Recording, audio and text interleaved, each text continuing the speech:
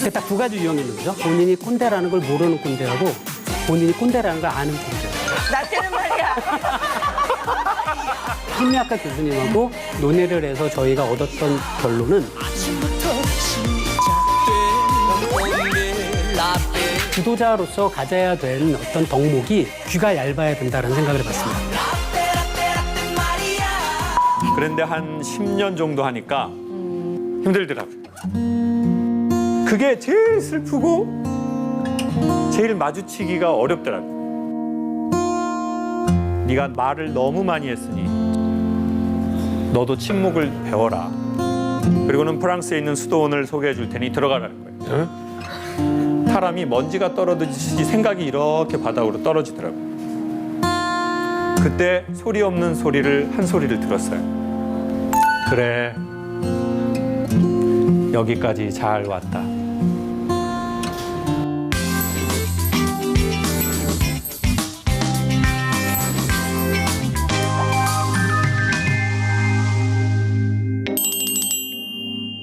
안녕하세요. 안녕하세요. 분위기 좋다. 너무 좋아요. 분위기 좋다. 네. 김일중 씨. 예, 예. 언제 짚어주시나 기다리고 있었습니다. 예. 일중 씨. 예. 사실 일중 씨랑은 방송을 한 2프로그램 했나요? 예. 그래서 또 그렇지 않아도 워낙 원희 누나가 강연쇼를 한다길래 그렇지 이제 원희 누나가 그럴 나이가 됐지. 내가 강연하는 줄 알고. 예. 강연 들으러 왔어요. 아, 그래요? 우리 일중 씨도 사실은 뭐 이렇게 밝지만 그 내면에는 내려놓지 못하는 그런 짐들이 있을 거예요. 예, 오늘 시원하게. 많이 있죠. 예, 예. 그 무거운 어깨의 짐을 내려놔요. 알겠습니다. 예, 예. 함께 하면서. 네. 그리고 그 우리 옆에 아리따운 우리 김하영 씨. 안녕하세요. 반갑습니다. 우리 하영 씨는 여러분들 그 진실과 거짓. 네, 진실 혹은 거짓 할 진실 때, 혹은 네. 거짓. 그때 아. 이제 뵙고는 처음 뵙는 건데 이렇게 좋은 프로그램에서 또 이렇게 뵙게 돼서 너무 영광이에요. 예. 너무 반갑네요. 네, 반갑습니다. 와, 오늘 이렇게 뭔가 이렇게 뭐 자매들, 이렇게 형제 자매가 만나서 이렇게 친목 도모하러 모인 것 같은 그런 아주 단란한 분위기네요. 오늘 사실은 어떤 분들을 초대할까 했는데 오늘 강연에 이제 맞게 일과 또 인간관계 이런 데서 좀 상처가 있으신다거나 아니면 그런데 어려움이 있으신 분들을 저희가 특별하게 모셨거든요. 동료분들도 계시고 친구분들끼리 오신 분들도 계시다고 들었거든요. 회사 동료끼리 오신 분. 야. 저 정도는 거의 친구 크로스. 아닌가요? 친구. 크로스. 회사 동료예요. 예, 직장 생활하면 스트레스 많으시죠?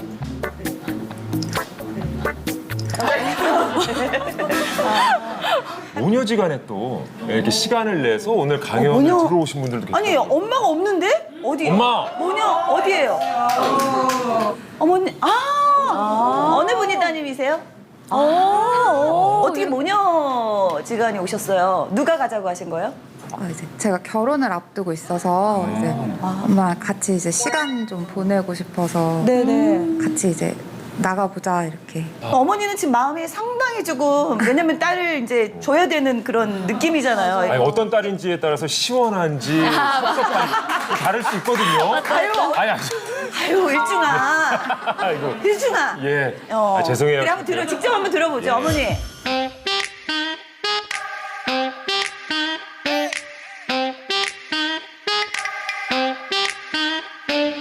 시원합니다. 시원합니다.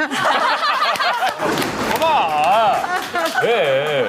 시원할 수 있어요. 어머니, 마음 같아서는 좀 더 데리고 있고 싶으시죠?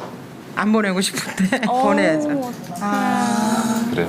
오히려 어머니 저 같은 사위 얻으신다 생각하시고 아들 한 명 더 생긴다 생각하시면 징글징글하다. 징글징글하다. 아, 그런가요? 예. 자, 어쨌든 오늘 뭐 어머니가 이렇게 뭐 딸을 보내는 건 아니지만 그래도 이렇게 품에 이렇게 데리고 있다가 보내면 상당히 뭐 우려도 있고 걱정도 있고 기대 반 이렇게 있을 텐데 그 마음들 오늘 싹 날려버리시고 오늘 하루 즐겨주시기 바랍니다. 저희가 또 여러분들을 또 귀하게 모셨으니까 특별한 선물도 팍팍 쏘겠습니다.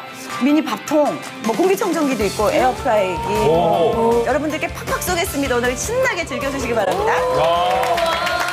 자, 오늘 지식 강연 해주실 교수님을 소개해드리겠습니다. 우리의 일상은 물론이고 사회 현상과 자연 현상까지 모든 것을 통계학과 물리학으로 풀어내는 그런 통계 물리학자 김범준 교수님을 일단 모셔보겠습니다. 어서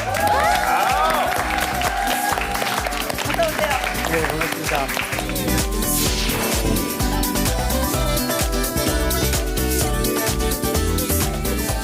아니 통계 물리학 그래서 되게 약간 이렇게 머리 약간 하얗고 이렇게 약간 그런 좀 아인슈타인 약간 그런 걸 생각해. 너무 귀여우세요. 이렇게 미소가 어쩌면 이렇게. 머리가 염색을 해서 이렇게 사실은 아인슈타인하고 비슷하긴 합니다. 아 그래요? 아 미소가 소년 같아요. 네. 아 근데 저거 통계면 통계고 물리면 물리지. 통계 물리학 그런 게 있나요? 보통 통계 물리학이라고 하면 많은 분들이 통계도 어렵고 물리도 어려우니까 예, 예. 통계 물리학은 정말 우리와 너무 멀다 그렇게 네. 생각하는데 전혀 그렇지 않고요. 네. 우리 사회를 생각해도 많은 사람들이 함께 살아가잖아요. 네. 우리 사회에서 벌어지는 현상도 통계라는 기법을 이용해서 이해하는 그런 시도들을 많이 하고 있어요. 자 지금부터 우리 김범준 교수님의 귀 얇은 사람이 좋은 이유라는 주제로 명강연 들어보도록 하겠습니다. 기대하겠습니다. 감사합니다.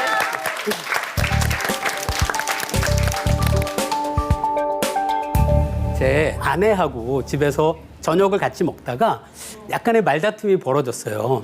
그래서 얘기를 하다가 제 아내가 저한테 누가 A형 아니랄까봐 그렇게 까탈스럽냐 그러더라고요. 아, 혈액형. 혈액형으로 가면 이거 예민한데. 근데 지금 보니까 그때 부부싸움을 할 때 무얼 갖고 부부싸움을 했는지는 기억은 안 나는데 네. 그 말은 기억이 나요. 아니 어떻게 그 물리학자와 수십 년을 같이 살고 있는 제 아내가 혈액형과 성격이 관계가 있다고 생각하는 그런 것들이 제가 아주 신기하다고 생각했었죠. 그래서 그걸 어떻게 하면 좀 과학적인 방법으로 살펴볼 수 있지 않을까? 네. 그래서 그 연구를 진행한 이야기가 있습니다. 자, 혹시 여기서 지금 여기 계신 분이 한 15분, 16분 정도 되는데요. 제가 질문을 할 거고요.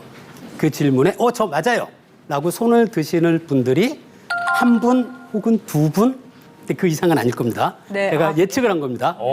물리학자가 질문하면 어려운 거 나가요. 하는 거 질문. 질문은 네. 여기서 혹시 결혼하신 분이라면 본인과 배우자 둘 모두 혈액형이 A형이신 분들은 손을 드시고요. 아직 결혼을 안 하신 분들이라면 부모님을 생각해 보시면 돼요. 어머니와 아버지가 두 분이 모두 다 혈액형이 A형이신 분들. 자, 다들 이해하셨죠? 자, 한번 손 들어보세요.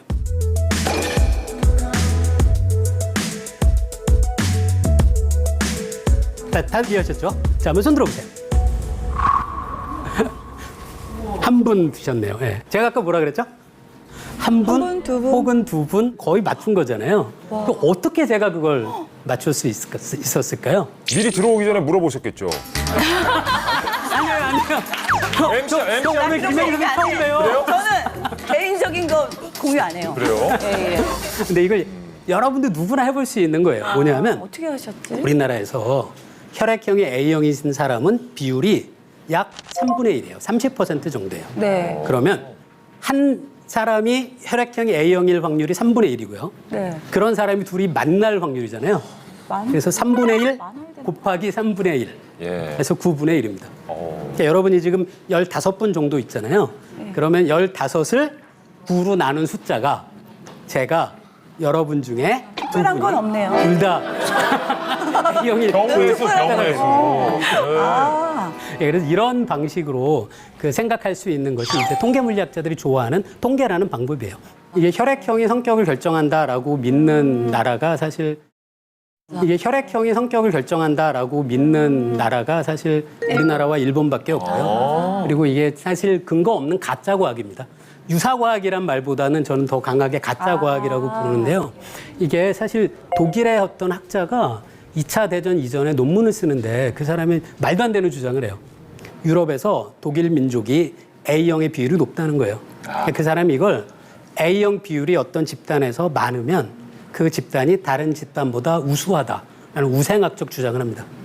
우리나라에서도 일제 때 그 경성제대 의대에서 우리나라에서 혈액형을 조사를 해서 우리나라의 A형의 비율이 일본보다 낮다는 거예요. 따라서 조선민족은 일본인들보다 열등하다라는 주장을 펴요. 그러니까 이런 것들이 아무런 근거가 없습니다. 그래서 혈액형 성격을 여러분들이 재미로 생각해 보는 건 저는 뭐 아무런 그 반대를 하진 않는데요. 그걸 정말로 맞는 것으로 오해해서 어떤 처음 만난 사람의 혈액형을 갖고 그 사람은 이런 사람이다라고 범주화하고 그렇게 그런 생각을 맞는 것으로 오해하는 그런 건 정말 위험하다는 생각이 좀 들었어요. 지금 여러분이 보고 계시는 화면이 제 논문이에요. 제가 논문을 썼습니다. 이걸 갖고. 네. 어렵게 쓰셨네. 진짜. 여기 논문을 쓰면 맨 뒤에 감사의 글이 있는데요.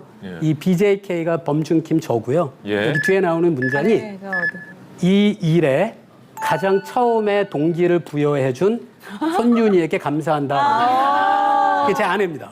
저게 전형적인 A형 스타일이에요. 선생님. 끝까지 담아주고 있다가. 선생님 A형 아니죠? A형 속이는 거 아니죠? 속이는 그런 거 하지 말라니까요. A형이야. 아유, 죄송합니다. 어쨌든 그 뒤로는 이제 혈액형과 성격은 관계가 없다는 걸 제가 아내를 설득시킨 것 같아요. 그래서 혈액형 성격은 아내를 설득한 것 같은데 가끔 제 아내가 이런 문자를 보냅니다. 신문에 보면 오늘의 운세라고 있잖아요. 예. 그래서 오늘 당신 운기 불리하니 사고 조심하라 뭐. 근데 이런 건 이 신문에 나오는 이런 오늘의 운세는 이건 사실 맞을 가능성은 없거든요. 그런데 이건 도움은 돼요. 오늘 집에서 나오면서 아내가 이런 문자를 보내면 길 건널 때도 괜히 조심하게 되고 이런 건 도움은 되는 것 같아요. 근데 이것도 물론 과학적인 근거는 전혀 선생님, 없는 아니 거죠. 근데 실은 이게 통계에 대해서 좀 말씀하고 계시잖아요. 근데 이런 사주라든지 운세 이런 것들이 수천 년에 걸쳐 내려온 예. 이 자료의 그거다, 결과다 해가지고 통계학이다. 예. 실제로 말씀하시고 실제로 제가 하신 분들이 제 사주를 봐주고 43세 잘 된다고 그랬거든요. 지금 몇 살이에요? 지금 42이에요. 좀 머지 않았습니다. 제가 잘 될 날이. 저는 꼭 좀 맞아. 이거 통계적으로 맞는 거 아닙니까? 사주나 이런 것들이. 사주팔자에 대해서도 드리고 싶은 이야기가 있는데 보통 우리 사주라고 하는 게 어떤 건지 다 아시죠?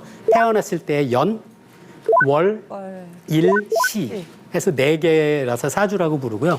팔자라고 하는 거는 연주, 월주, 일주, 시주 그렇게 4가지 주가 있는데 월주 혹은 연주 하나마다 다들 아시는 갑을병정하고 자축인묘를 생각하면 모두 60개가 있잖아요. 네. 그렇게 생각하면 사람을 몇 명을 모아야 사주팔자가 그 같은 사람이 없이 다 다를까를 생각해 보면 그냥 60 곱하기 60 곱하기 60 곱하기 60 가지수가 있어요. 그걸 계산해 보면 1300만입니다. 그럼 여러분들 생각해 보세요. 특정 사주팔자를 갖고 있는 사람은 이런 유형에 속한다라는 명확한 결론을 내리려면 최소한 1300만의 10배는 모아야 될 겁니다. 수천 년 전에 중국에서 그런 통계 처리를 했을 아무런 가능성이 전 없다고 믿고요. 지금은 가능하죠. 그런데 요즘 사주팔자를 이야기하시는 분들이 논문을 쓴 거를 저는 한 번도 못 봤습니다. 이거는 제가 생각하기엔 비록 우리가 그 사람들을 모아서 조사를 한다고 하더라도 사주팔자가 그 사람의 어떤 미래를 예측한다라는 거에 대한 아무런 근거가 없다고 확신할 수 있죠. 네. 사주팔자는 없지만 제가 아는 얘기 중에 그 서양에 보면 점성술 갖고 별자리 얘기 있잖아요. 그건 논문이 있습니다. 아무런 관계가 없다는 논문이 아무런 관계가 없다라는. 그 우리나라에서 이렇게 어떤 사주팔자도 그렇고 혈액형도 그렇고 이렇게 어떤 사람들을 그룹으로 나누고 그 그룹의 특성으로 그 사람을 파악하려고 하는 이런 것들이 특히 우리나라 같은 어떤 관계주의적인 그런 성향 그런 나라들에서도 심한 것 같은데요. 이 물리학에서도 관계는 굉장히 중요한 개념인데요. 물리학자들은 관계 대신에 뭐라고 할까요? 상호작용이라고 부릅니다. 상호작용. 혹시 일중 씨는 그 물리학에서 상호작용 하면 떠오르는 뉴턴의 법칙 있나요? 뉴턴의 저기 작용 반작용. 맞습니다. 예, 바로 그거죠. 박수 한번 쳐주세요. 박수. 야, 문과 출신인데 이걸 그렇게 기억하고 오래 있었어요. 알았는데. 예, 뉴턴의 세 번째 법칙이 작용 반작용의 법칙이라서 네. 물리학에서 상호작용하고 꽤 관계가 깊은 법칙이죠. 네네. 자, 지금 방금 박수 치셨어요. 기억하시죠? 네네. 제가 박수를 여러분에게 또 쳐달라고 부탁할 거예요. 근데 두 번째 칠 때는 그러니까 여기에 계신 다른 분의 박수 소리를 귀로 들으시면서 그 박수의 박자에 맞춰서 치시려고 노력해야 합니다. 다들 이해하셨나요? 네네. 하나, 둘, 셋.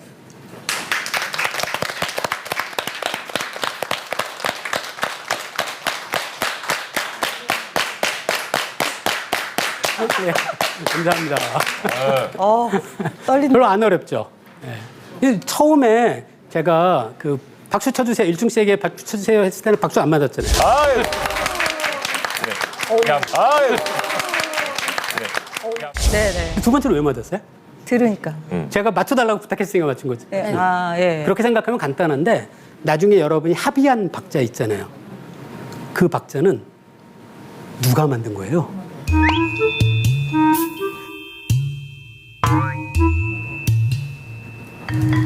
제가 만든 건가요?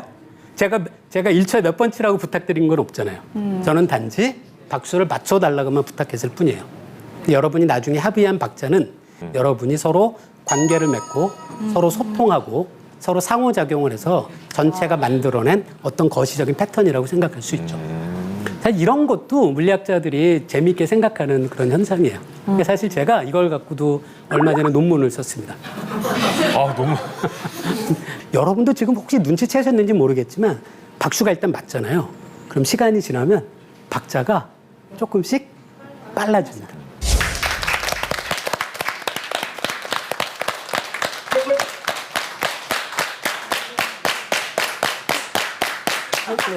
아니 왜 사람들이 박수를 맞춰서 치게 되면 박자가 더 빨라질까? 라는 고민을 하게 된 거죠. 그걸 갖고 논문을 쓴 거예요. 근데 제가 생각했던 건 이런 거였어요.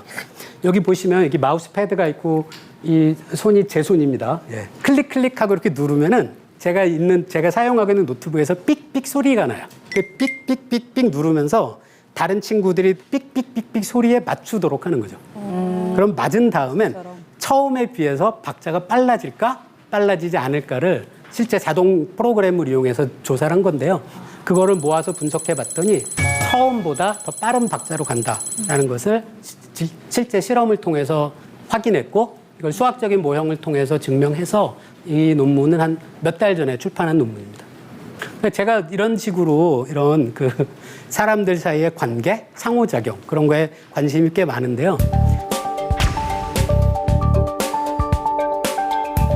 지금 여러분이 보고 계시는 이 화면은 밀그람이라는 미국의 사회학자가 한 실험이에요. 한번 들어보신 분도 있을 텐데요. 밀그람이 여기 살고 있는 미국 사람한테 편지를 주면서 이 편지를 여기에 살고 있는 주식 중개인이었는데요. 주식 중개인에게 편지를 전달해 달라고 부탁을 한 거예요. 처음 받은 사람이 자기의 친구한테 편지를 전달하면서 똑같은 부탁을 하는 거죠. 너 이 친구 알면 직접 갖다 주고 너 이 친구 모르면 네 친구 중에 이 친구 알 것 같은 사람에게 전해줘 라는 식으로. 그러면 여기서 출발한 편지가 사람을 한 단계 거치면서 최종 수취인이 여기 살고 있는 미국 사람에게 전달되겠죠. 네. 혹시 결과 아시는 분 있나요? 미국 안에서 몇 단계죠? 제가 정말 정답을 맞춰도 됩니까? 네. 제가 정말 정답을 맞춰도 됩니까? 네. 예. 3단계. 땡! 미국 안에서 6단계였습니다. 처음에 이 얘기를 들으면 처음 들으면 사람들이 깜짝 놀라거든요. 미국의 인구가 3억인데 3억 안에서 아무나 두 사람을 택했는데 두 사람이 6단계면 연결된다는 게 굉장히 놀라우시죠. 네. 그래서 제가 그게 전혀 놀라운 게 아니다라는 걸 이제 설득을 시킬 거예요. 예. 자, 거기에 관계된 연구를 한 사람이 영국의 인류학자인 덤바라는 사람이 있습니다. 덤바의 수라는 게 있는데요. 덤바의 수는 한 사람이 사회관계를 맺고 살아갈 때 어느 정도의 친밀한 관계를 유지하고 있는 사람이 몇 명 정도일까라는 게 덤바의 수예요. 덤바의 수가 150명입니다. 그 덤바가 이 연구를 한 게 좀 상당히 흥미로운 방법으로 분석을 하는데요. 각 영장류 종의 대뇌 피질의 면적과 그 영장류가 맺고 있는 사회관계의 크기가 놀라울 정도로 강한 상관관계가 있다는 걸 봅니다. 이게 무슨 그래서- 말, 뇌가 크면은 사회관계도 많이 맺고 있다는 얘기인가요? 예, 그게 한 종의 평균 특성. 한 마리는 아니고요. 그래서 덤바가 밝힌 게 사람의 대뇌 피질의 면적을 보면 이 정도고요. 그 다음에 사람이 맺고 있는 사회관계의 크기가 150명 정도입니다. 그리고 실제 사람들을 설문조사를 해서 몇 명이 어느 정도 친한 관계를 유지하고 있는지를 살펴봐도 둘 모두 150이라는 숫자를 얻습니다.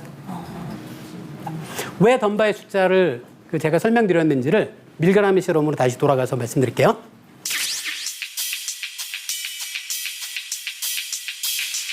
자, 편의상 그냥 덤바의 숫자를 원래 150인데 100이라고 할게요. 여러분은 한 단계면 그러면 100명에게 연결되는 거죠. 친구가 100명이니까. 그죠? 네. 2단계면 몇 명에게 연결되나요? 여러분 친구가 100명이에요. 네, 여러분의 친구도 100. 친구가 100명이죠. 예. 그럼 두 단계면 몇 명에게 연결되나요? 만. 10,000명입니다. 예. 제가 100명의 친구가 있는데 그 친구 한 명도 100명의 친구가 있잖아요. 그럼 저는 100 곱하기 100해서 10,000명에게 연결되죠.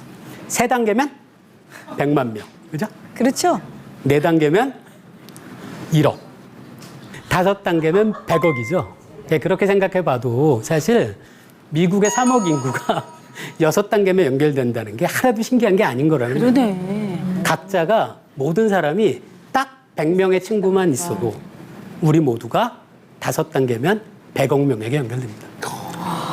그런데 방금 이 계산은 좀 과장한 건데요. 제 친구 100명이 100명 중에 한 친구가 갖고 있는 친구 100명은 이미 제 친구도 많을 거 아니에요. 그래서 100 곱하기 100 곱하기 100으로 늘어나지 못합니다. 하지만 이 미국에서의 밀그람 실험에서 3억이라는 그 많은 사람이 6단계면 연결된다라는 것이 사실 방금 제가 설명드린 걸 이해하셨다면 그럼 사실 그렇게 신기한 것도 아니라는 거예요. 곱하기로 늘어나기 때문입니다. 이해가 되네.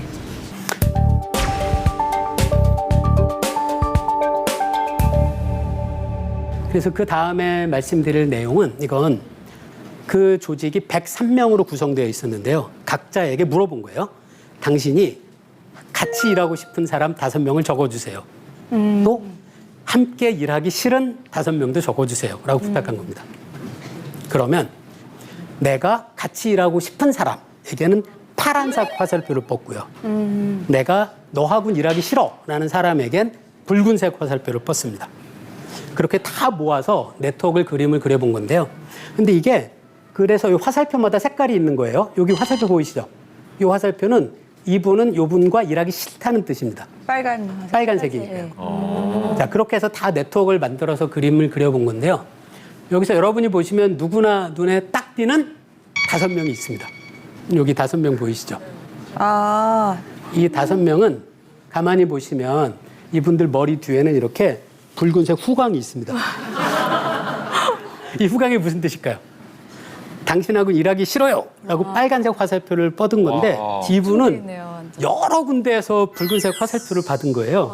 그래서 화살표의 머리 부분이 이렇게 모여서 이렇게 붉은색 후광이 된 거죠. 네. 그래서 저와 제 그룹의 학생들이 이 연구를 할 때 이 5명을 독수리 오형제라고 불렀습니다.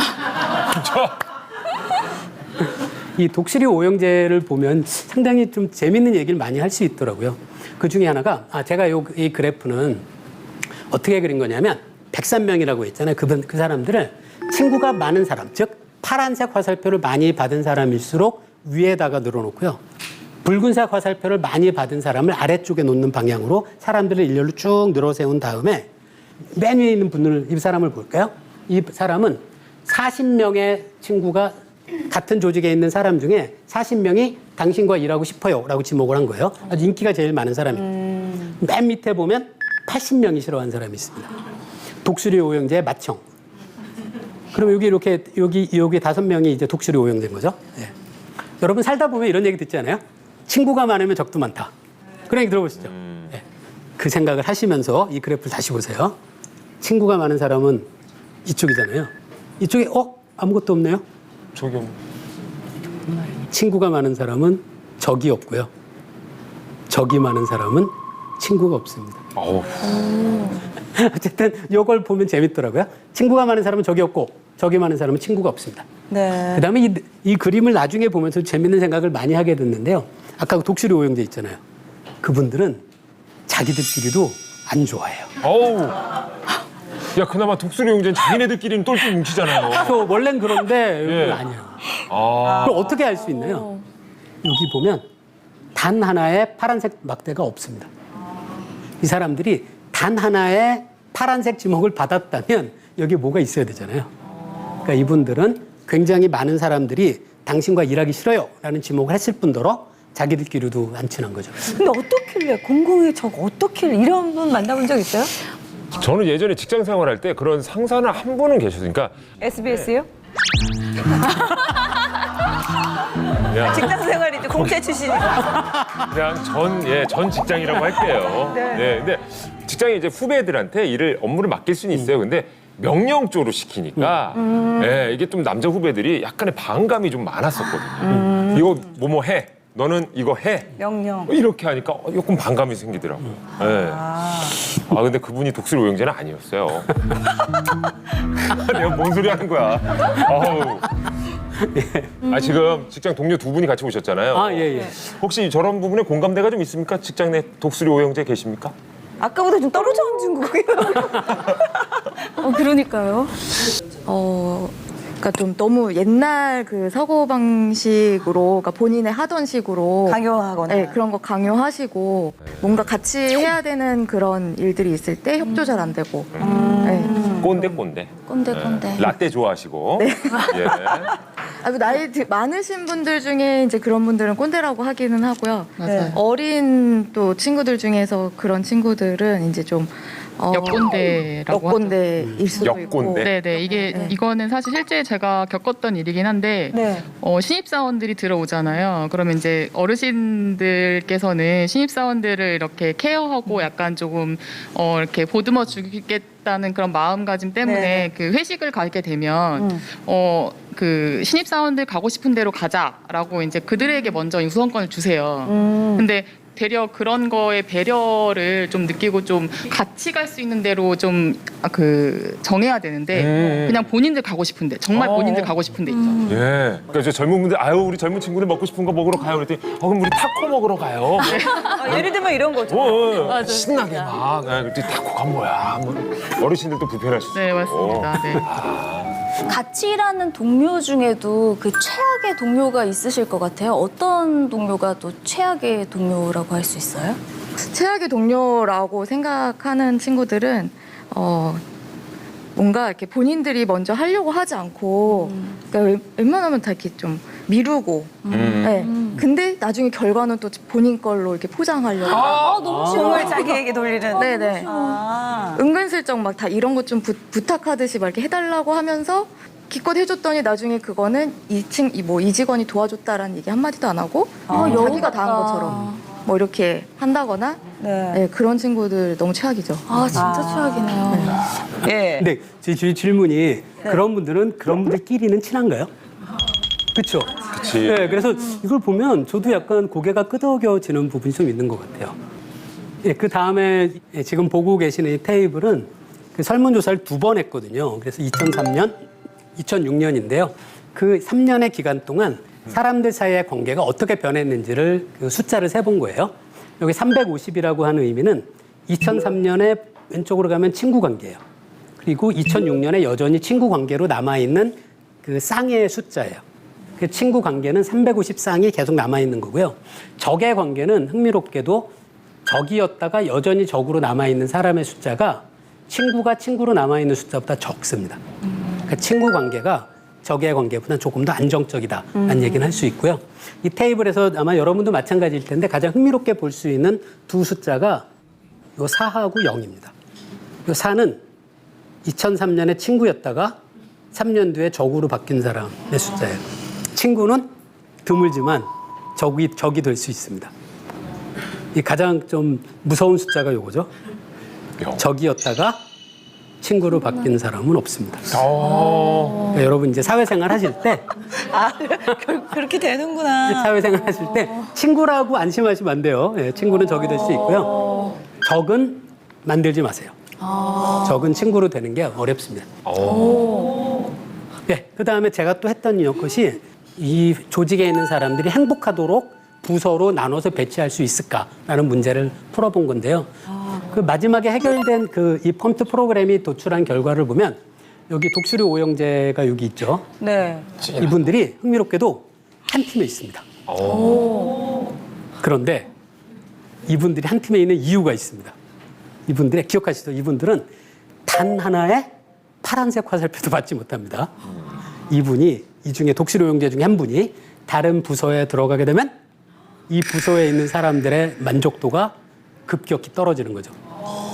그래서 그러느니 이분들을 이렇게 한 팀으로 묶어놓는 것이 전체 조직의 행복에는 도움이 되는 그런 거. 사실 제가 원했던 결과는 아니에요. 그런데 이분들이 워낙 독특하셔갖고 별 수 없더라고요. 근데 우리가 역시- 자신을 몰라서 우리도 독수리 형제일 수도 있어. 야. 사람들이 그런 경향이 있어요. 본인이 객관적인 자신보다 스스로를 더 높게 평가하는 경향이 있습니다. 네. 이제 이런 그 과신 효과라고 부르거든요. 제 주변에도 많아요. 어떤 통계 조사가 있냐면 교수들에게 물어보는 거예요. 교수님, 당신은 주변 교수님보다 본인이 더 수업도 잘하고 연구를 잘한다고 생각하세요? 라고 하면 90% 이상의 교수가 본인이 평균 이상이라고 답합니다. 근데 생각해 보세요. 전체가 평균 이상일 수는 절대로 없습니다. 왜? 그렇다면 평균이 거기가 아닌 거잖아요. 그런데 많은 사람들이 본인이 평균 이상이라고 생각하는 경향이 꽤 많은 거죠. 그러니까 이런 효과가 상당히 많이 있습니다. 자, 그러면 그 다음 이어지는 이야기가 있는데요. 그 본인이 속한 그룹에서 어떻게 하면 이 다른 사람들에게 그 더 나은 리더가 될 수 있을까? 혹은 이 전체 본인이 속한 조직이 어떻게 하면 더 나은 방향의 의사결정을 할 수 있을까? 그런 이야기를 조금 드리려고 해요. 자, 이건 사실 여러분 많이 겪는 문제일 겁니다. 그 같이 일하시는 분들이 오늘 점심 뭐 먹을까라고 얘기해서 어떤 분들은 짜장면, 어떤 분들은 된장찌개 이런 얘기를 할 때가 있죠. 근데 만약에 이런 상상을 해보자는 거예요. 자, 어떤 이게 상상의 어떤 회사 조직이라고 생각하시면 됩니다. 사장님, 뭐 부장님이라고 생각해도 되고요. 근데 여기 화살표를 보시면 위에 있는 사람의 그 의견은 아래쪽으로 전달만 됩니다.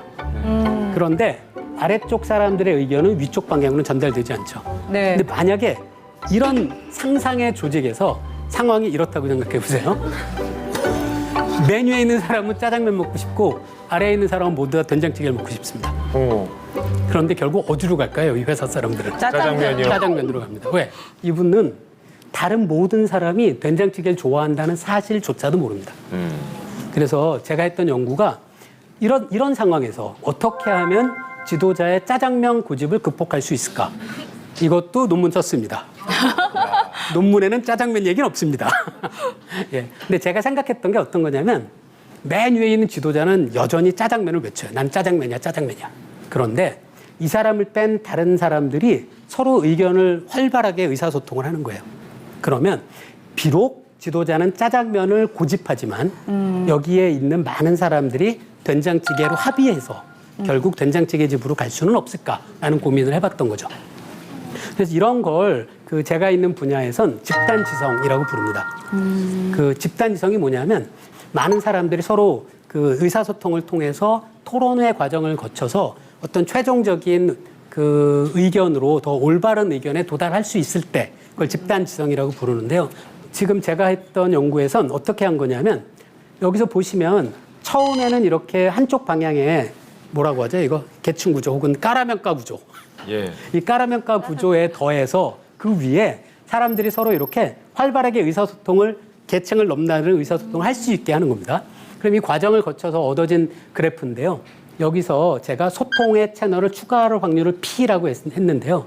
P가 0이면 아무런 소통 채널이 추가되지 않아서 아주 짧은 시간 안에 사람들이 마이너스 1인 짜장면에 합의합니다. 이거 다 우리가 예측할 수 있는 거죠. 그런데 점점 사람들이 의사소통을 활발하게 하는 거예요. 서로 계층을 넘나들면서. 그럼 결국은 전체 조직이 이 커브를 따라가게 됩니다. 이 커브는 된장찌개인 거죠.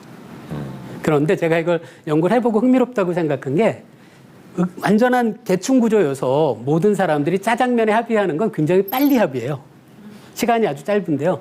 된장찌개로 사람들이 소통을 통해서 된장찌개에 합의할 때까지는 시간이 상당히 오래 걸립니다. 네. 저는 이게 우리 사회에서 갖고 있는 어떤 민주적인 의사소통의 장단점 같은 걸 볼 수 있다고 생각했어요. 사람들이 서로 토론을 활발하게 하면서 어떤 보다 나은 의견에 도달할 수 있는 가능성이 있으려면 그런데 단점이 있는 거죠. 오래 걸립니다. 한편 빨리 합의하려면 그러면 이제 이 계층 구조가 도움이 될 때가 있는 거죠. 그래서 제가 생각한 건 그 모든 민주주의 국가에서도 군대 조직 하면은 다 계층 구조잖아요. 그게 그럴 수밖에 없는 거예요. 군대라면 만약에 적과의 전투 상황에서 적군이 막 공격해와요. 그때 이쪽에서 뭐 장군부터 이등병까지 둘러앉아서 3박 4일 토론할 수는 없잖아요. 그때는 최선의 선택이 중요한 게 아니라 차선의 선택이라도 빨리 하는 게 중요한 거죠. 하지만 우리 사회에서 의견을 결정해야 될 때가 그렇게 군대 같은 상황이 아닐 때가 더 많잖아요. 토론에 대한 충분한 시간이 가능한 그런 경우라면 당연히 사람들이 활발하게 의사소통을 하는 것이 더 나은 해결책에 도달할 수 있는 방법이 아닐까 그런 생각을 해봤습니다. 네. 그런데 이 방금 이 두 상황을 어떻게 하면 더 빠른 시간에 극복할 수 있을지도 생각해 볼 수 있어요. 뭐냐면 맨 위에 있는 사람이 귀가 얇은 사람인 거예요.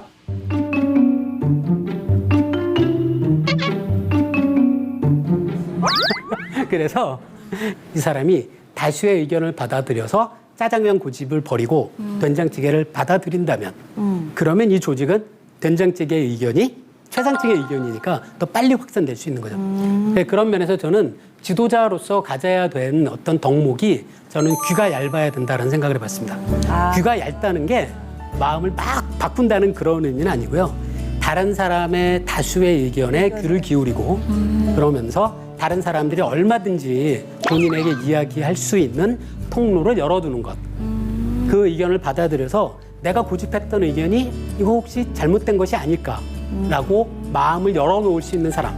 그런 사람이 조직의 지도자인 경우가 이 전체 조직이 보다 더 나은 의견에 합의하는 것을 훨씬 더 도움을 줄 수 있다. 그런 생각을 해봤죠. 그거를 이렇게 들어보니까 남의 의견 안 듣고 좀 얘기 좀 들어. 뭐 이런 얘기를 또 모아보면 결국에는 꼰대 소리를 듣더라고요. 남의 얘기 안 듣고 자기 의견만 그냥 계속해서 주장하고 이런 것들이. 예. 저도 이제 나이가 좀 있다 보니까 제가 최근에 갖게 된 생각은 제 정도 나이가 되면 저는 다 꼰대라고 생각해요. 근데 딱 두 가지 유형이 있는 거죠. 본인이 꼰대라는 걸 모르는 꼰대하고 본인이 꼰대라는 걸 아는 꼰대라고. 꼰대가 아닐 거라고 오해하지 마시고 네. 저 정도 나이가 되면 일단 꼰대라고 받아들인 다음에 네. 꼰대이지만 나는 꼰대라는 걸 알고 있는 꼰대가 되도록 노력하는 것이 낫지 않을까 생각해봤습니다. 그래요. 꼰대 소리 좀 저는 꼰대가 맞습니다. 네, 실제 쿨하다. 직장 쿨한 생활하면서 꼰대. 물론 이제 10년 차 직장인을 하다가 이제 프리랜서로 나왔는데 네. 근데 제 입장에선 그래요. 어쨌든 정말 창의력 있고 자기개발 확실합니다. 하지만 뭔가 뭉쳐서 할 때는 선배들이 얘기를 해줘야 돼요. 예를 들어 제가 넘버 2의 입장에서 그 무리에서 술자리 약속을 8시에 잡았어요. 그랬더니 넘버 4 꼴찌애가 안 오는 거야, 8시에. 넘버 1, 2가 지금 자리에 앉아 있는데. 그래갖고 전화를 했어요. 그랬더니 선배님 지금 넘버 3랑 같이 있어요. 넘버 3가 근무 끝나면 같이 갈게요. 그러는 거야. 야, 넘버 1, 2가 여기 있는데 네가 넘버 3 얘기를 듣고 여길 안 오면 돼? 그걸 우리한테 얘기를 해야지. 꼰대 인정. 네. 너무 열이 받더라고요. 근데 그 친구가 그래서 불이 나게 달려왔어요. 그러더니 그날 난리가 났어요. 선배님, 여기 자리가 보이는데 선배님 여기 앉으시죠. 선배님 뭐 시킬까? 그러니까 그때서부터 그 친구가 훨씬 잘해갖고 지금은 저한테 고맙다고 그러십니다. 지금 저한테 고맙습니다. 공을 선배님. 자기한테로 돌리는 분이요. 예. 그 정도의 그런 거 좀 해줘야 되지 않을까. 네. 요즘 애들은 내가 젊었을 때랑 다르다라는 거는 고대 문헌에도 나온답니다. 늘 있는 일이고요. 근데 과거에 비하면 저는 특히 저같이 이제 꼰대 세대가 생각해야 될 게 우리 사회가 굉장히 급격히 변하고 있잖아요. 근데 우리가 많이들 아시는 라떼 이스 호불스 있잖아요. 이게 그때는 지금하고 다른 거예요. 근데 저와 같은 꼰대들이 젊었을 때의 경험이 지금도 유효하다라고 생각하는 게 문제인 거죠. 생각하는. 세상은 급격히 변하잖아요. 예. 그래서 그런 라떼 얘기하는 사람이 있으면 그냥 선생님, 한 귀로 절- 듣고 한 귀로 흘리세요. 젊은이들이랑 많이 이제 함께 하실 그런 일들이 예. 많잖아요. 그럴 때 세대 차이를 좀 많이 느끼시나요? 꼰대 아닌 척 하려고 요즘 애들은 노력을 좀 하시나요? 많이 느낍니다. 그런데 그게 그 예전 학생 때 생각하면 교수님하고 어떤 얘기를 할 때 교수님이 무슨 얘기를 했을 때 네. 교수님 그거 아닌 것 같은데요? 라는 이야기를 할 감이 수 오지. 있다는 상상도 못했거든요. 예, 예. 못하죠. 특히 요즘 학생들은 그걸 해요. 예. 그런 면에서 아주 저는 좋아 보입니다. 진짜 좋아 보여요. 진짜로요? 아니 뭐 가져온 건 아니고요. 네. 그때 제가 기분이 나쁠 때마다 내가 꼰대구나라고 자꾸 생각하려고 하는 거죠. 그러니까 적당히 꼰대도 있고 이렇게 조금 요즘 젊은이들 적당히 이렇게 사회가 섞여서 같이 이렇게 좋은 시너지를 내는 게 받아들이고 받아들이고. 그럼요. 예. 예. 이따 녹화 끝나고도 어쨌든 나이 순으로 일어나요, 여기서. 네, 우리가 마이크 빼고 이런 것도 나이 순으로 먼저 빼고 해야 되는 거야. 그런 건 지켜갑시다. 나 때는 말이야. 예. 야.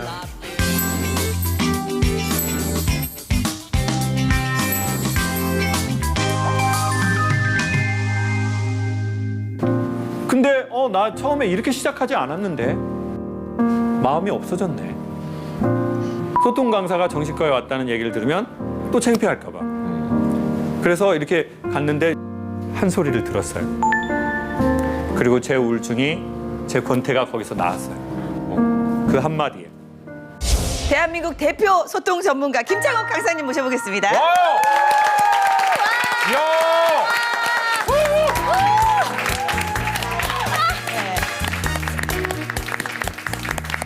아, 인기가 엄청나네요. 감사합니다. 예, 우리 두 분은 김창옥 우리 강사님 강연 들어보셨어요? 팬입니다. 팬이에요. 팬이에요? 예, 실제로 저는 실제로 뵙는 건 처음인데 예. 워낙에 TV에서 강연하시는 걸 많이 봤고요. 소통왕, 소통왕, 그다음에 이제 공감왕, 그리고 또 연기력까지 갖추고 계시니까 연기 잘하죠.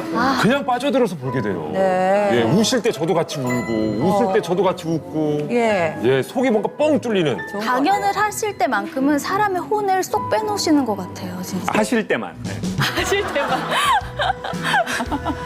아, 그리고 많아요. 사석에서도 혼을 쏙 빼놓더라고요. 네. 자, 오늘 강연 주제가 궁금합니다. 오늘 제목이 아무것도 하기 싫은 당신에게. 아, 여기서 느껴져. 벌써 위로가 된다. 예. 고래가 한번 숨을 쉬듯이 숨 쉬고 가는 시간이 되도록 해보겠습니다. 네. 자, 우리 김창옥 교수의 강의 들어보겠습니다.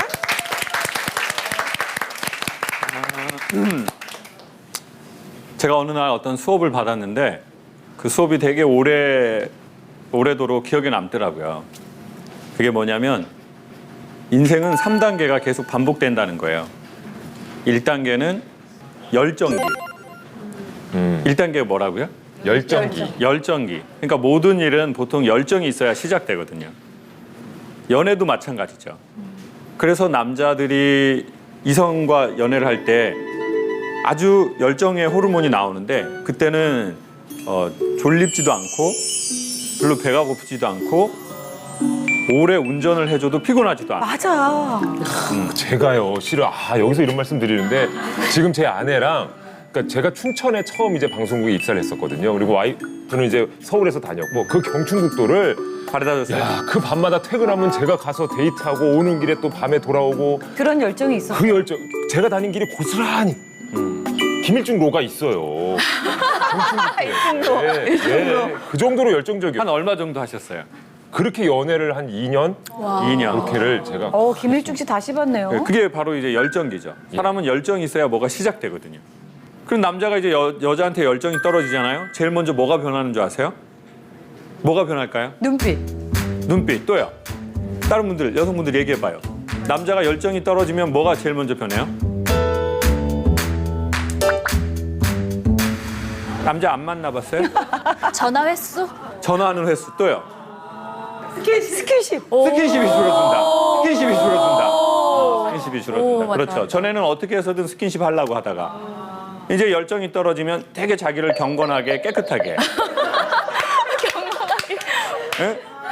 제가 보기엔 제일 먼저 달라지는 건 언어 사용법 같아요. 전에는 열정이 많을 때는 저 여자 중심으로 말해주고 어떻게 해야 저 여자가 좋은지를 본능으로 알아요. 그래서 뭐 예를 들어 직장 상사가 있는데 오빠, 아니 우리 팀장님 나 진짜 짜증나. 그럴 때 열정이 많으면 어떻게 해요? 야, 너 진짜 힘들어 보이는데 오빠가 맛있는 거 사줄까?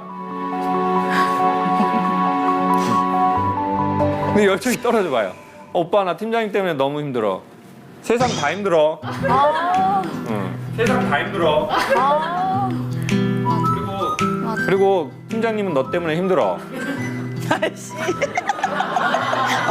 되게 열받는다. 경험이 왜 있으신 팀장 걱정을 해? 내 걱정을 해야지. 이렇게 나오는 거죠. 그리고 자기 문제가 뭔지 말해줄까 내가? 자기야, 자기는 군대를 안 갔다 왔어. 야, 진짜. 아유. 와. 화를 주먹을 내네. 조직의 특성을 전혀 몰라 지금. 그리고 마지막 말이 이거예요. 나 완전 객관적인 사람이야. 나 완전 객관적이야. 대박이다. 그러니까 초반에는 엄청 주관적인 사람이었잖아요. 네? 스킨십도 막 하려고 그러고. 근데 이제는 엄청 객관적인 사람이고 몸도 깨끗하게 지키려고 그러고. 왜 남이라는 거네. 왜? 열정이 식어버렸거든요. 열정이 식어버렸어. 열정이 식어버렸어. 그리고 뭐 오빠 나 춘천 데려다 주면 안 돼. 야 지금 대중교통 좋잖아 지금. 예? 근데 여기에서 이게 남녀 관계에서만 그런 게 아니고요. 취직할 때도 보면은 뭐 직장 상사나 임원이 물어보잖아요. 우리 회사에 합격하면 어떤 자세로 근무할 겁니까? 이렇게 하잖아요. 그러면 뭐 회사의 기둥이 되겠습니다. 막 이렇게 한다고요. 네? 그리고 막 5년 지나면 기둥을 부시고 싶습니다. 막 이럴 때가 온다고요. 그리고 목소리도 달라져요. 서비스 하는 분들인 경우에 처음에 열정기 있을 때는 음성이 자연히 업된다고요. 이렇게 해서 안녕하십니까 이렇게 된다고요. 안녕하십니까 고객님. 이제 한 7년 지나면 안녕하십니까. 맞아. 안녕하십니까. 쪼가 웃죠. 그러니까 영혼은 빠지고 음정만 남아요. 왜? 열정이 지났으니까. 사람은 열정기 때 착각을 한대요. 이 열정이 영원히 갈 거라고.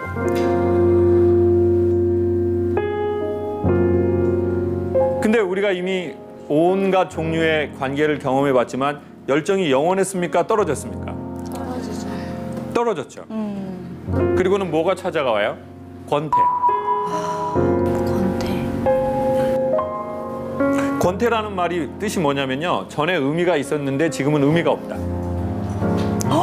되게 충격적인 말이다. 특별한 전에는 말. 저 여자가 나한테 엄청 큰 의미가 있었는데 이젠 그렇게까지 큰 의미는 아니다. 너 충격주다. 전에는 나한테 열정이. 이 일이 나한테 어마어마하게 의미가 있었는데 이제는 그렇게 큰 의미가 없다. 저는 올해 이제 19년 한 20년 정도 강의를 한 것 같아요. 그랬는데 처음에는 정말 열정적이었던 것 같아요. 강의에 대해서. 너무 좋았어요. 그래서 여기 종로에서 1시간에 2만 원 받으면서 2시간을 했어요. 19년 전에. 그래서 이제 2시간에서 4만 원을 받고 회사하고 반반 나눠서 제가 이제 2만 원 갖고 그리고는 끝났는데 이렇게 수강생분들이 저한테 강사님 저기 pit골에서 파전 사주세요 이러더라고요. 그래서 싸대기를 때리고 싶더라고요. 그냥 지금 저 어디서 지금 나 2만 원인데. 근데 너무너무 기분이 좋은 거예요. 사람들하고 재미있게 수업도 하고 끝나고 같이 밥 먹자고 하고 엄청 행복했어요. 정말 그때가 제 강연의 최고의 열정이었던 것 같아요. 스승님, 그럼 이제 1000배가 뛰었으니까 스승님, 그럼 이제 1000배가 뛰었으니까 저희 소고기 사주세요. 강의 끝나고 소고기 사주세요, 선생님. 아니 1000배면 얼마예요 지금? 그러니까 그때는 너무너무 재밌는 거예요. 이렇게 막 서로 농담하고 같이 밥 먹고 끝나고 기분 좋고. 그리고 그때 이런 마음에 제 자부심이 있었어요. 나는 집에 돈 찍어내는 기회가 있어도 난 강의를 해. 그것이 바로 천직이야. 여러분 이 일이 천직인지 아닌지를 알 수 있는 거는요. 내 집에 정말 돈을 찍어낼 수 있는 기회가 있는데 난 그래도 일할 거야. 그런데 한 10년 정도 하니까 뭐냐면 강연안의 특강은 거의 비슷해요. 근데 이제 똑같은 강연을 여기서도 하고 저기서도 해야 돼요. 그리고 또 저기 가서도 또 해야 돼요. 똑같은 내용의 강연을. 그러다 보니까 난 이미 다 알잖아요. 시나리오를. 근데 처음 한 것처럼 해야 돼요. 그러다 보니까 이게 좀 힘든 거예요. 10년 하니까. 그래서 하기가 싫은 거예요.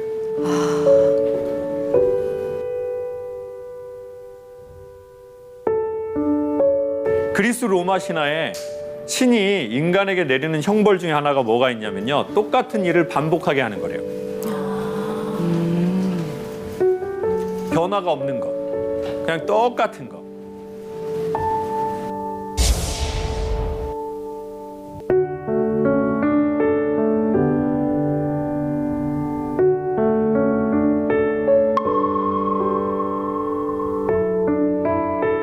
어느 날 삶이 깨지는 때가 와요.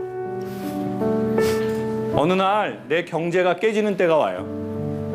맞아요. 어느 날 내 자존심이 깨지는 때가 와요. 내 잘못이든 누군가의 잘못이든. 자, 여기 이 자리에서 강사님 저는 10년 동안 똑같은 일을 한 게 있어요. 손 한번 들어보세요. 몇 분 정도 되셔요? 10년 동안 뭐 같은 일. 10년 이상, 10년 동안. 그래요. 자, 어떤 일인지 선생님 마이크 잡고 선생님 어떤 일 10년 동안 하셨어요? 네, 한 직장에서 지금 11년 차. 11년 차. 네. 어떤 업무 하세요?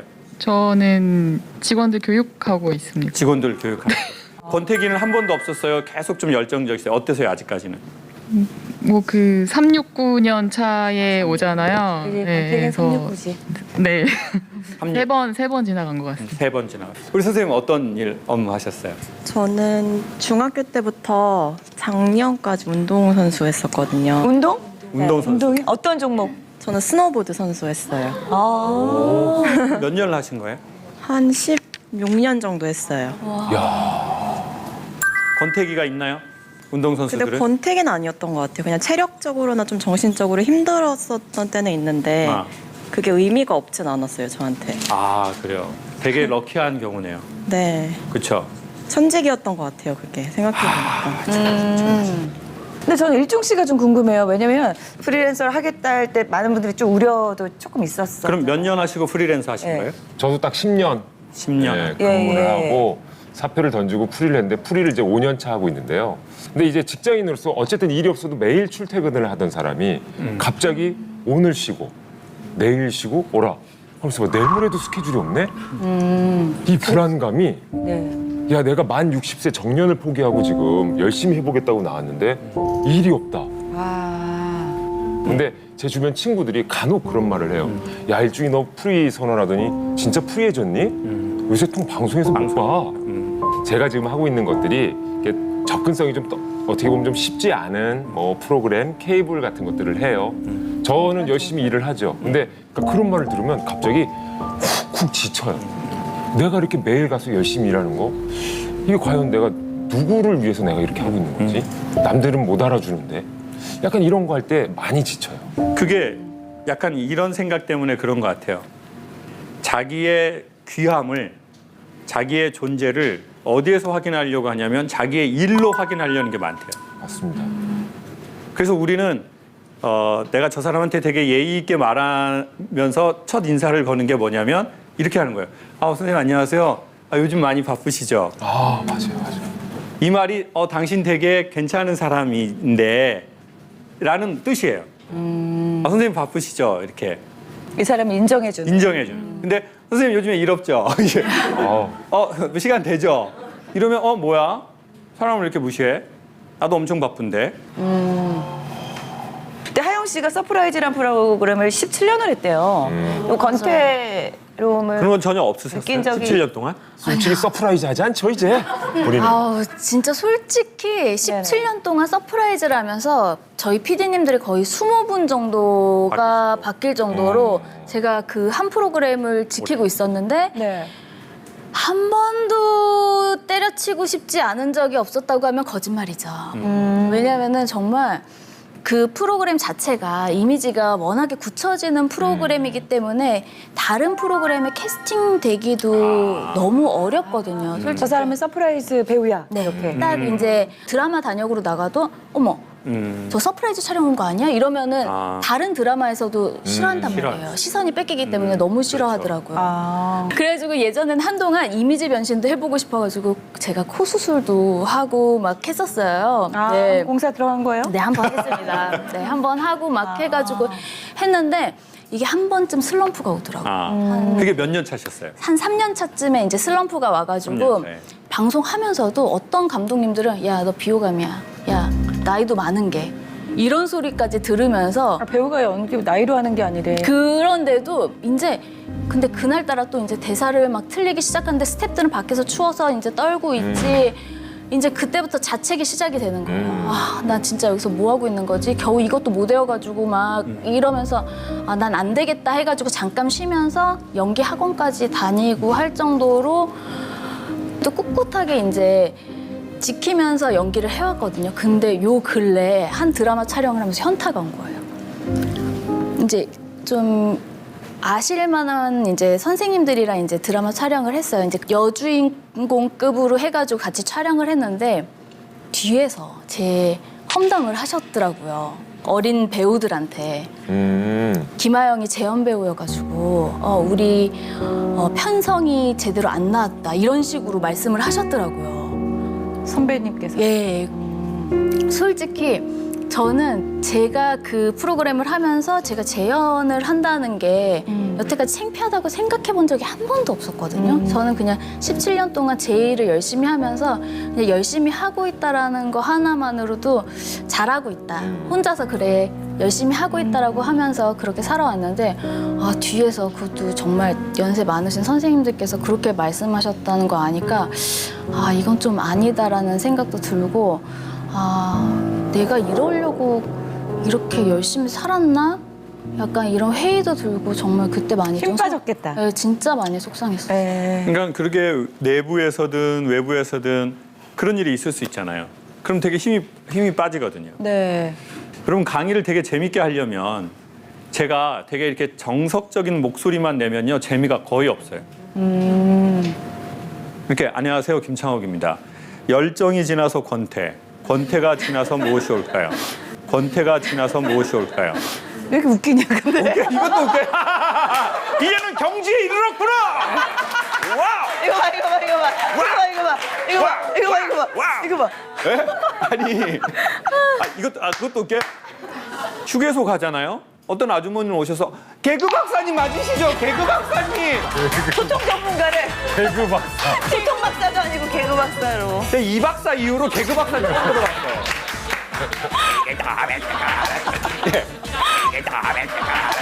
예, 저 정말 이게 야. 예. 근데 강의 초반에는 제가 나이도 어린 친구가 30에 강의 시작했으니 저는 그 인가받지 않은 강사였잖아요. 그러니까 보통의 분들은 대학 교수님이 되셔서 기업에서 강의를 하셨어요. 근데 저는 그냥 어디에서 인가받지도 않은 애가 그냥 와서 강연을 한 거예요. 그러니까 근본이 없는 거예요. 안녕하세요 김창옥입니다. 이러면 아무도 안 들어주고 재미도 없는 거예요. 그러니까 목소리도 띄우고 약간 연기도 좀 인위적으로 하고 그래야 사람들이 좋아하셨어요. 그래서 이제 계속 그렇게 했는데 어느 날 사람들이 저를 보고 아 쟤는 좀 가볍더라고 강의가. 지금은 유쾌하다고 하잖아요. 지금은 재밌다고 하잖아요. 그때는 가벼워. 애가 참 가벼워. 언짢다. 뭐 깊이 있는 애는 아니야. 그럼 이제 그런 얘기를 할 때 속으로 너무나 힘들고 뭐 그런 시간을 보냈던 것 같아요. 그래서 그 권태가 이제 10년 만에 온 것 같아요. 근데 보통의 직장들은요 거의 3년 지나면 비슷해져요. 하기가 싫어 이제. 근데 안 할 수가 없어요. 왜요? 이제는 강연 단가가 올랐고 이제는 강연 단가가 올랐고 네? 나는 단가에 맞는 오토바이를 샀고 오토바이. 그래 또 유지는 해야 되니까. 네? 유지를 해야 되니까. 또 헬멧도 사야 되고 또 헬멧이랑 어울리는 또 신발도 사야 되고 뭔가 하나만 살 수는 없잖아요. 여러분 명품백을 사면은 여성분들 어때요? 그거에 어울리는 옷을 사야 되잖아요. 가방만 명품 그리고 신발 집신 신고 다닐 수는 없잖아요. 네? 그럼 가방에 어울리는 것도 또 가져야 되고 차도 나도 좀 이제 나중에 좀 큰 차, 좀 럭셔리한 차 사고 싶은데 근데 럭셔리한 차 사면서 고시원에 주차하긴 그렇잖아요. 공영 주차장 쓰기 그렇지. 예. 그럼 또 집도 맞춰서 사야 되고 그러면 나는 한 달에 이만큼 벌어야 돼요. 나가는 게 있어요. 그럼 난 일을 해야 돼요. 그래야 되잖아요.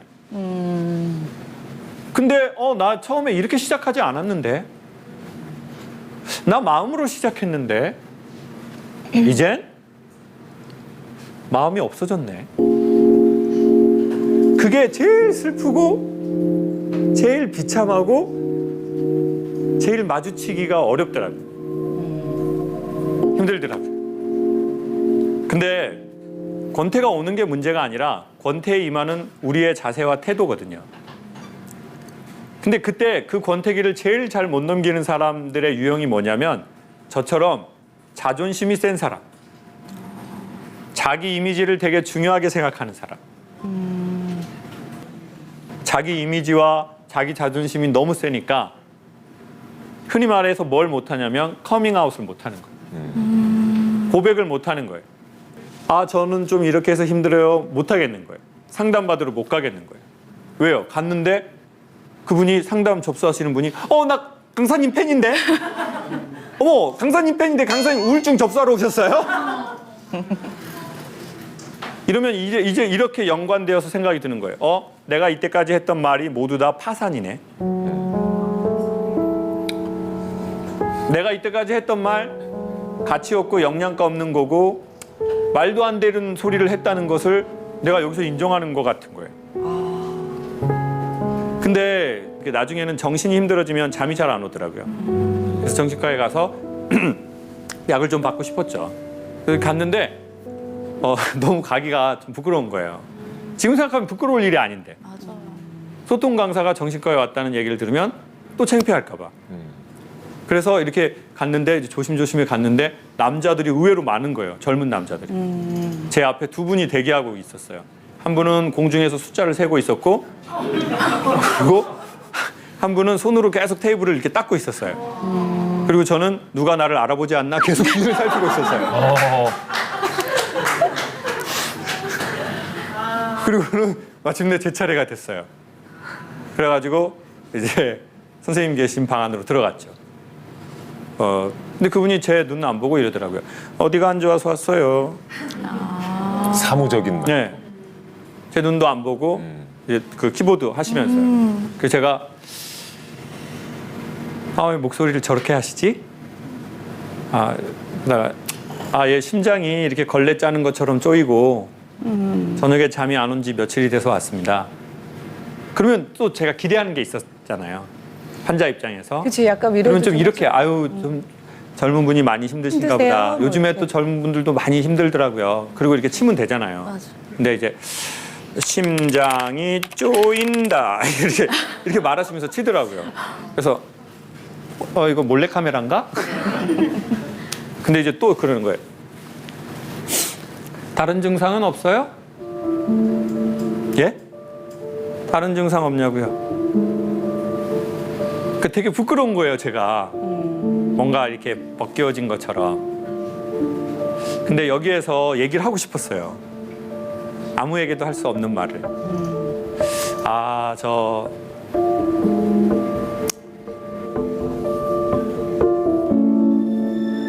뭐 그러면 안 되지만 목숨이 두 개면 하나는 애들이 아직 어려서 남아 있어야 되고 하나는 이쯤에서 정리를 하고 싶습니다. 죽고 싶다. 그래서 선생님 계획이 바뀌었습니다. 선생님을 먼저 없애고 나서 제가 죽는 걸로. 선생님 지금 계획 바뀌었습니다. 라는 말이 정말 여기까지 올라오는 거예요. 그리고는 약을 딱 받았는데 몇 번 먹었거든요. 근데 이제 선생님에 대한 신뢰가 없고 기분이 나쁘니까 기대도 없구나. 뭐 효과가 하나도 안 나타나는 거예요. 그리고는 어떻게 어떤 노 신부님, 은퇴하신 신부님이 있는데 그분께 상담을 받으라는 거예요. 누가 소개를 해줬어요. 제가 좀 어려운 제 사정을 얘기를 했더니. 그래서 몰래 찾아갔어요. 나이가 정말 많으시더라고요. 머리가 백발이시고 하얀 옷 입고 계시고. 그러더니 저한테 딱 그냥 현장에 가자마자 바로 질문을 하시더라고요. 문제가 뭐야? 신부님이요, 도사예요? 신부님. 도사님 아니고 문제가 뭐야? 도사님 아니고 문제가 뭐야? 그러시더라고요. 그래서 제가 강의를 재밌게 해야 되는 강사인데 저는 사는 게 재미가 있지는 않습니다. 이랬어요. 그랬더니 그분이 딱 한마디만 하시는 거예요. 뭐라고 한 줄 아세요? 침묵을 배워. 침묵을 배우래요. 그래서 제가 다시 이렇게 말씀드렸죠. 강의를 재밌게 해야 되는 강사가 침묵을 하면 어떻게 합니까? 그랬더니 젊은 친구가 아무것도 모르는 소리를 한다는 거예요. 자존심에 꽃이 떨어져야 인격의 열매가 맺혀. 겸손히 받아들여. 무당 아니에요. 톤을 잘못 잡았어. 톤을 잘못 잡았어. 죄송해요. 연기력 부족. 죄송해요. 난 연기하고 다녀야 되는데. 도사님이나 점쟁이. 죄송해요. 예. 근데 그때는 제가 그 말이 너무 저한테 다가왔어요. 자존심의 꽃이 떨어져야 인격의 열매가 맺힌다는 거예요. 자존심의 꽃이 떨어져. 사람이 자기 잘난 맛에서요, 그게 떨어져야 비로소 그 사람이 인격적으로나 성품이 뭔가 생기는 게 있어요. 우리가 지나보면 알잖아요. 내 잘난 맛으로 살았을 때 내 인격과 맞아. 내 잘난 맛이 떨어지고 내 자존심의 꽃이 떨어졌는데 거기에서부터 아주 작게 시작된 인격과 성품의 열매가 있어요. 나는 알아요. 그 차이를. 그게 있다고요. 네. 그러니 이 모든 것의 시작은 너의 자존심의 꽃이 떨어지는 것이다. 그러니 네가 말을 너무 많이 했으니 젊은 날부터 그래서 침묵. 너도 침묵을 배워라. 그 안에서 무언가를 네가 배울 수 있을 것이다. 그리고는 프랑스에 있는 수도원을 소개해 줄 테니 들어가라는 거예요. 네? 그래서 제가 똑같은 반응을 보였어요. 저 프랑스 말을 못합니다. 아니, 프랑스 말을 못하기 때문에 프랑스에 가면 침묵이 될 거라는 거예요. 그래서 그해 겨울에 저는 프랑스로 처음으로 들어갔어요. 야. 진짜. 와. 리옹에서 다시 또 가면 마콩, 산으로 들어가서 일주일, 2주일, 한 달, 2달 거기 있다가 올 수 있는 그런 곳이 있더라고요. 되게 마음의 병이 심했었구나. 거기까지. 엄청 심했죠.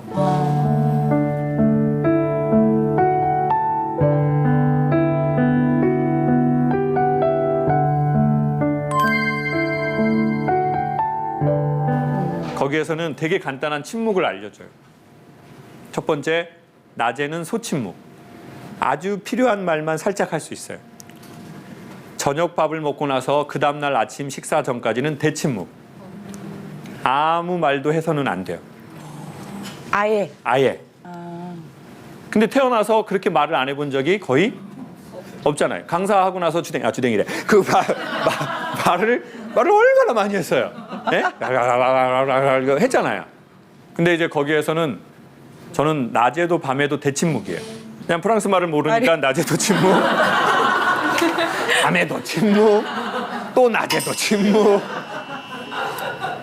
근데 그렇게 되면 어떻게 되는 줄 아세요, 여러분? 갑자기 그렇게 침묵하는 생활을 하면요, 내 안이 더 시끄러워져요.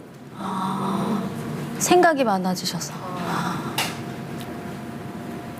왜 성악을 음악대학 들어와서 될 만하니까 또 안 되고, 강연을 시작해서 될 만하니까 또 안 되고, 아예 안 되는 건 아닌데 나는 왜 뭐가 조금 될 만하다 안 되고 또 될 만하다 안 되지?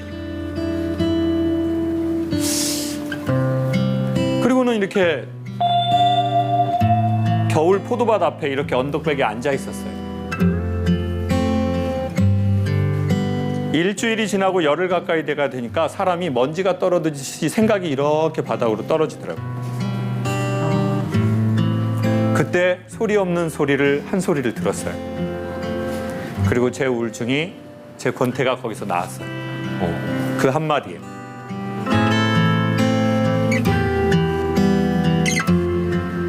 그래, 여기까지 잘 왔다.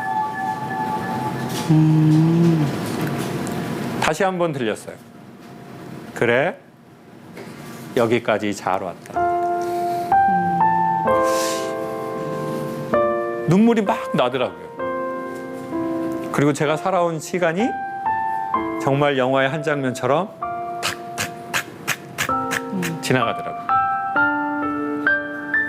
여러분도 이 얘기를 들었을 때 그래 여기까지 자랐다는 말이 마음에 탁 들어오면 여러분 살아왔던 시간들이 한 장처럼 탁탁탁탁탁 지나갈 거예요. 뭔가 되게 잘 돼가다가 갑자기 안 되고, 으쌰으쌰해서 열심히 해보자고 했는데 또 안 되고, 열심히 프로그램을 촬영하고 죽기 아니면 살기로 촬영하는데 뒤에서는 또 재연 배우라는 말을 듣고, 나도 열심히 안 산 건 아닌데, 나도 누구보다 열심히 살았는데, 그때 사람들의 웃는 소리, 눈빛, 나 없이 조그맣게 떠드는 소리, 그게 다 착착착착착착착 지나고,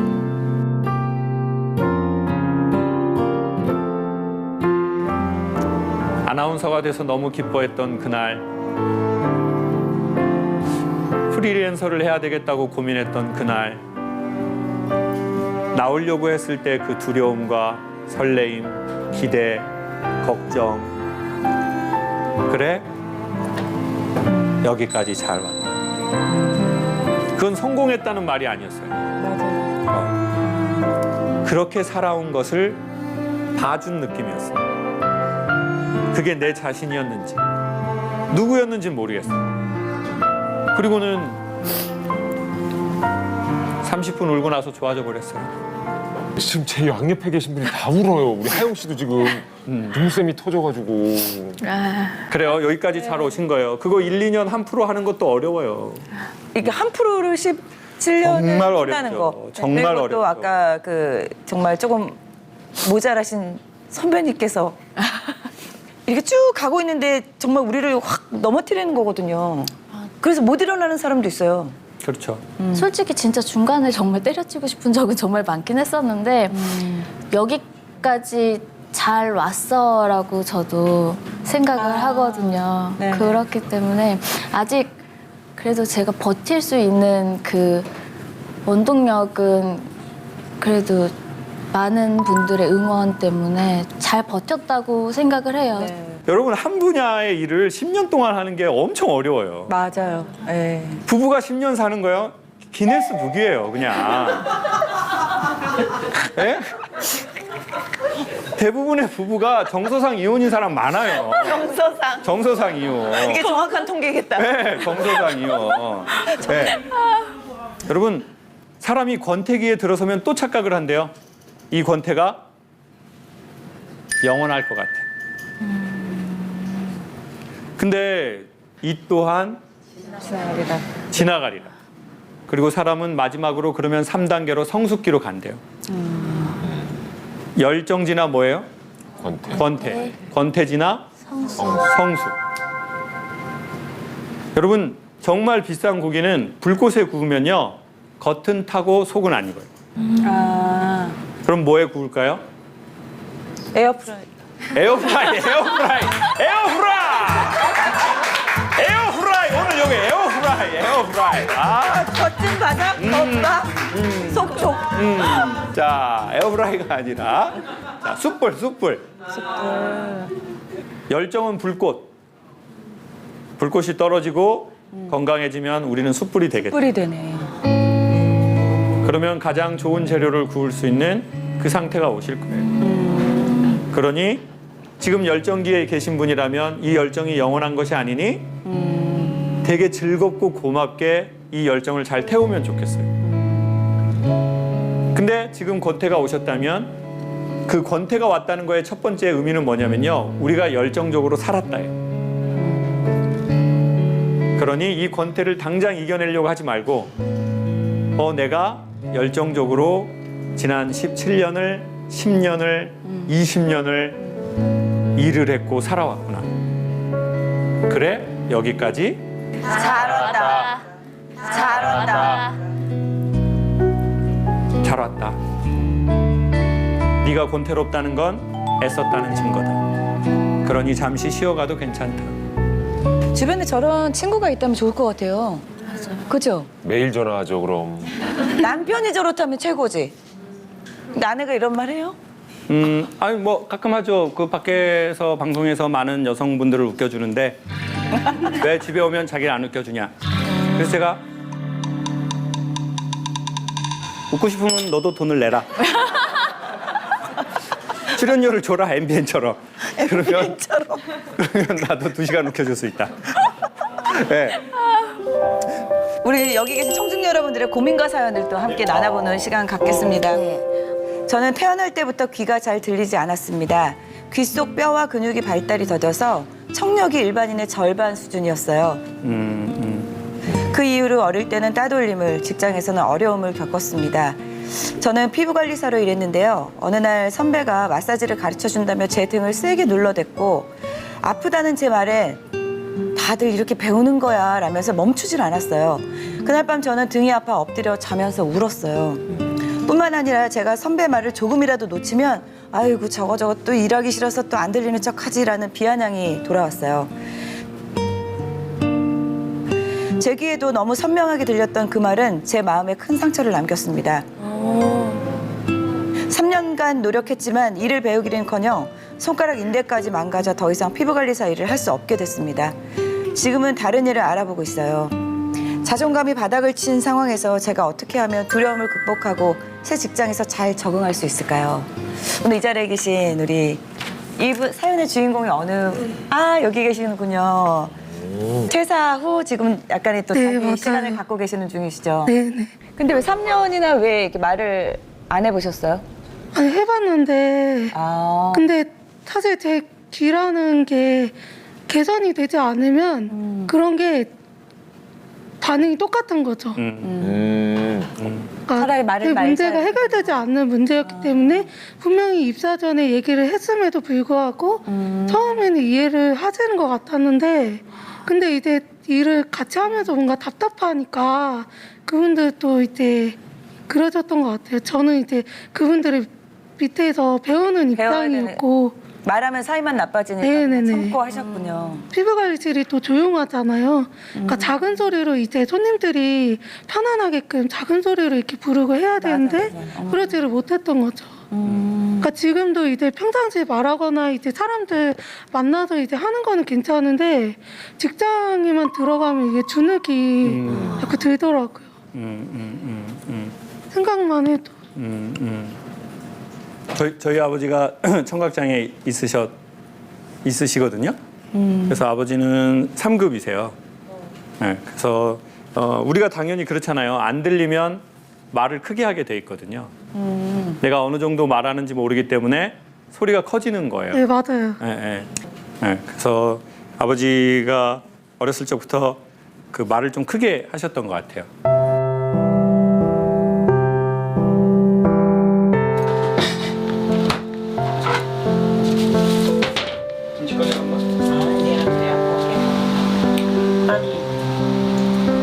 서울대병원에서 서울대 병원 검사해보면 좋겠어?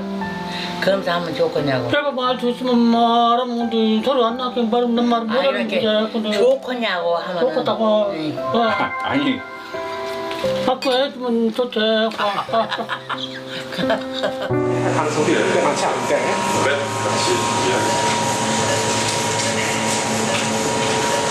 좀 크게 해주세요. 좀 크게. 네.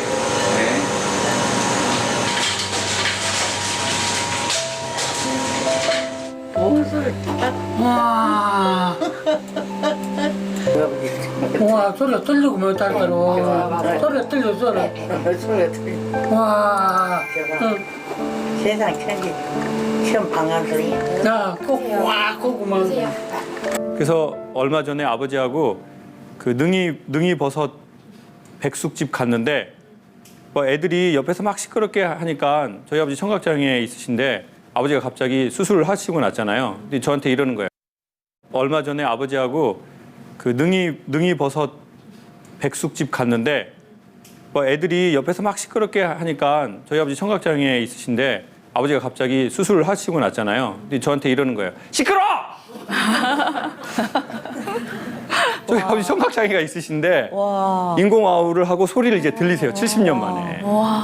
70년 만에. 70년 만에. 아버지가 85이시니까 아버지가 10대 때 청력을 잃으셨으니까. 네네. 네. 그래서 제가 선생님이 얘기하시는 게 뭐 다 제 가족에서 오래 경험했던 거니까 충분히 마음이 더 그런 것 같아요. 지금은 귀가 어느 정도 들리세요? 네, 정상인의 원래는 한 50~60% 정도 들렸었어요. 중학교쯤에 한 번 수술을 했었는데 다시 안 좋아졌었거든요. 그래서 그때 이후로 뭔가 수술해도 안 되는구나라는 그런 게 생각이 들어서 수술을 계속 안 하고 그냥 버티고 있었는데 이제 일로 인해서 또 이렇게 되니까 근데 일은 또 해야 되잖아요. 제 나이가 또 있으니까. 그러니까 이제는 한번 귀 수술 다시 해보자 라는 그 생각으로 이제 딱 가을쯤에 했었는데 이번에는 다행히 성공적으로 결과적으로 수술이 잘 돼서 이제 정상인의 80%로 네, 많이 좋아졌어요. 잘 됐다. 네. 예. 그러면 그때보다 이제 그 전 직장 다니시던 때보다 귀가 좀 잘 들리시게 된 거죠? 네. 근데 이제 문제는 다른 쪽이 아직은 좀 불안전하기도 하고 또 일에서 좀 안 좋은 경험을 한번 겪었다 보니까 다음에도 또 그러면 어떡하지? 이런 고민도 되고 그 마음속에 아직은 자존감도 낮고 상처도 남아있는 것 같아요. 두려운 마음이 있어요. 근데 정말 많이 두려운 사람은 사실 내가 두렵다고 말하지는 못하거든요. 선생님은 꽤나 마음에 힘이 있기 때문에 내가 두렵다고 말하는 거거든요. 그래서 꽤 본인 스스로의 힘을 갖고는 계신 것 같아요. 근데 어떻게 보면 사실 이 세상이라는 게 나보다 조금 약한 상황에 있는 사람이 있으면 내가 조금 그 사람을 이렇게 좀 더 짐을 나눠지면은 참 이게 이상적인 가족이고 사회인데 또 하나의 우리의 현실의 사회는 우리가 이미 다 경험해봐서 알지만 약간 그 정글과 같은 게 있는 것 같거든요. 그게 뭐냐면 약한 자를 먼저 이렇게 공격하려는 사람의 안 좋은 성향이 좀 있어요. 사람 안에는. 그리고 사실은 그것은 우리가 그 세상을 다 바꿀 수는 없고 이게 갑자기 바뀌진 않는다. 그리고 나도 답답하지만 저들도 나 때문에 어쩌면 분명히 답답할 게 있다. 그러니 내가 건강해지는 그날을 위해서 나도 앞으로 1년, 3년, 5년은 나도 저들을 기다려주고 나도 나를 좀 기다려주자. 그러니 나도 이 기간을 감수해낼 내 마음에 그걸 좀 가지고 가자. 근데 그러려면 제가 보기에 어떻게 하면 도움이 되냐면 선생님이 어떤 얘기를 듣거나 어떤 소리를 들었을 때 선생님 마음에 괜찮아지는 사람이나 이야기가 있을 거예요. 그리고 한 달에 한 번 어느 정도 선생님이 좋을 때 자꾸 숨을 쉬어야 돼. 그래야 사람들을 이해하는 폭이 생겨요. 나도 나를 이해하고 나도 저들의 입장을 이해해 주는 거예요. 그리고 내가 두려운 거 있잖아요. 두렵대? 그때 나도 내가 지금 두렵구나. 그럼 그때는 이렇게 말해요. 그래 좀 두려워해도 괜찮아. 떨려. 그래 좀 떨려도 괜찮아. 좀 떨어. 어차피 지나가자. 그러잖아요. 그러면요 희한하게 호흡이 조금 컴다운 되면서 소리가 이미 아시겠지만 호흡이 안정되면 소리가 좀 더 잘 들려요. 네. 부디 귀가 완전히 좋아지기 전까지 그 시기를 잘 우리가 지났으면 좋겠어요.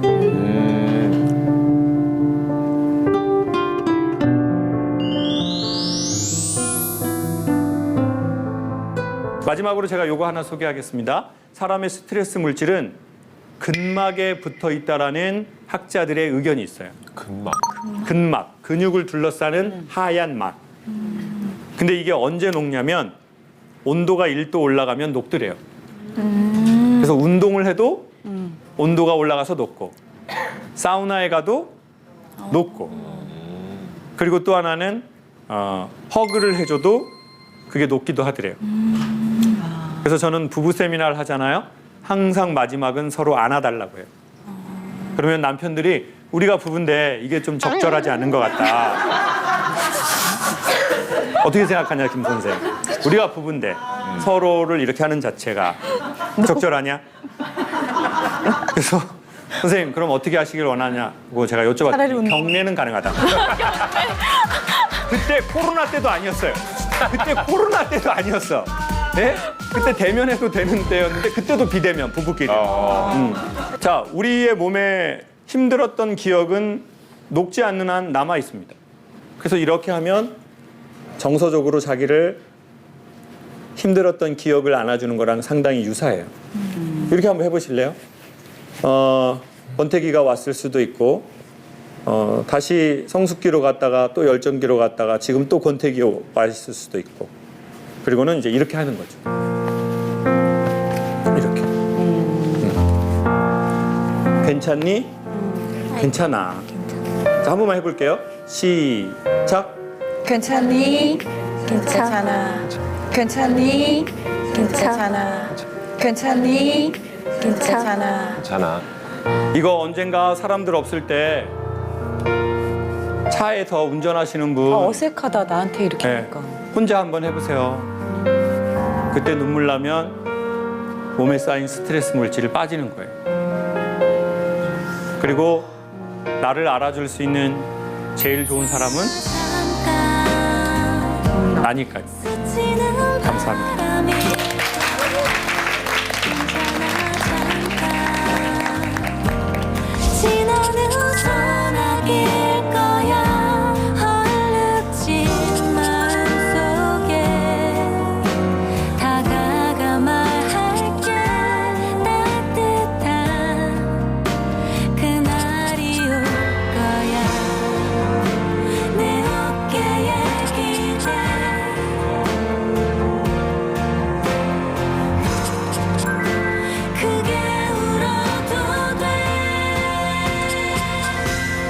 괜찮아 잠깐 지나는 소나기일 거야 얼룩진 마음속에 다가가 말할게 따뜻한 그날이 올 거야. 본 프로그램에 도움을 주신 분들께는 차돌박이 전문점 진짜 차돌 이차돌에서 외식 상품권을 드리겠습니다.